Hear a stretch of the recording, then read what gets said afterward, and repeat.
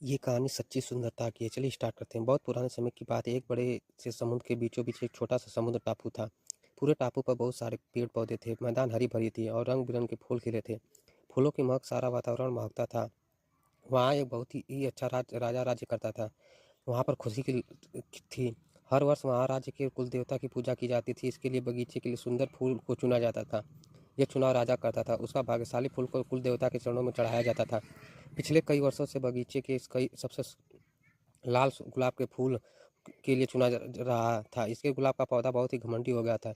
उसे लगता था कि वह एक बहुत सुंदर ही पौधा है। घमंड के कारण यह तितलियों और मधुमक्खियों को अपने फूलों पर बैठने नहीं देता था। जहाँ तक कि पक्षियों को भी अपने डालियों से पास भी नहीं आने देता था। इसके लिए व्यवहार के कारण कोई भी तितली या पक्षी उसके पास नहीं जाना चाहता था। हर वर्ष की तरह एक बार फिर वह अपने आने वाला दिन था। वह कुल देवता की पूजा की जानी थी। गुलाब के पौधे को पूरा विश्वास था कि राजा आएगा और उसे ही चुनेगा। गुलाब के पौधे के पीछे मिट्टी के ढेर पर एक पौधा अपने आप उग गया था। छोटा सा नाजुक सा, उस पर चमकदार पीले रंग के छोटे छोटे फूल उगे थे। वह जंगली पौधा था, इसलिए कभी कभी उसकी ओर ध्यान नहीं देता था। उसके फूल छोटे थे लेकिन वह सुंदर थे। घंटी के आकार में उन फूलों की पंखुड़ियों के किनारे गहरे लाल रंग की थी। वह जानता था कि उसकी ओर कोई ध्यान नहीं देगा, फिर भी वह बड़े प्यार से सभी तितलियों को पतंगों को अपनी ओर बुलाकर अपना रस पीने देता था। पक्षी की उसकी डालियों पर बैठकर खुश थे। यह देखकर पौधे को खुशी होती थी और किसी भी काम को आ सकता था।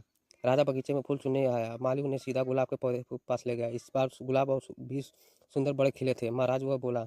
उसने सबसे बड़ा गुलाब तोड़ने के लिए हाथ बढ़ाया, लेकिन महाराजा ने रोक दिया और सुंदर फूल को ढूंढ रहे थे वापिस। और उसके बाद उन्होंने घूमकर देखा कि वह पीले फूलों वाला जंगली पौधा दिखाई दिया। उसके पास जाकर अनेक तितलियां और पतंगे घूम रहे थे, जबकि गुलाब का पौधा अकेला अलग खड़ा था। राजा धीरे से जंगली पौधे के पास गए और बोले, यह वह पौधा है जो बिना खाद पानी के उगा है। बाकी सभी पौधों को मालिनी विशेष ध्यान रखते हैं, समय से पानी देते हैं, खाद डालते हैं, काट छाट करते हैं, इसलिए इतने सुंदर है। लेकिन यह पौधा है जो अपनी हिम्मत से खड़ा है, फिर भी कितना स्वस्थ है, सुंदर है। सबसे अच्छी बात यह है कि इसके कारण स्वभाव के कारण सभी तितलियां इसके पास आकर बैठी हैं। यही सच्ची सुंदरता की कहानी थी। और कुल देवता की पूजा के लिए इसी जंगल